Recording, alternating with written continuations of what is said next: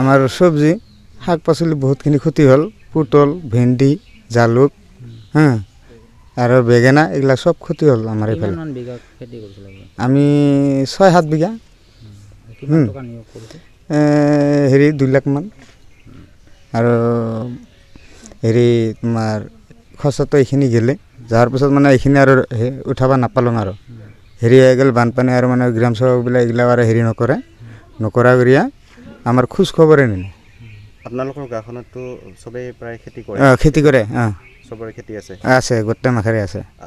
খবৰ ল'বৰ কাৰণে কৃষি বিভাগৰ পৰা কোনোবা আহিছিল বিষয়ে নাই আহা নাই একজনো আহা নাই আমি আৰু খবৰো নাই এনেকা এতিয়া সব খেতি নষ্ট হৈ যায়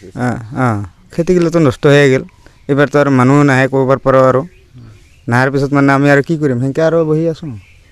চবেই বহি থাকিম আৰু কি কৰিম আমিতো এনেকৈ চলিব লাগিব উপায়তো নাই আৰু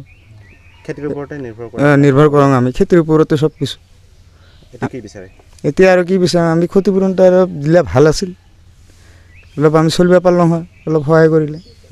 নহ'লে আৰু কেনেকৈ আৰু পাৰিম আমি চলিবতো নাপাৰোঁ আমি এই অঞ্চলটোৰ প্ৰত্যেকজন খেতিয়কৰে খেতি নষ্ট হৈছে হৈছে গোটেই মাখাৰ হৈছে মানে এইফালৰ পৰা আমাৰ এইফালে এইখিনি গাঁৱতে পূৰা আছে আৰু পূৰা গাঁৱতাৰে হেৰি হয় আণ্ডাৰত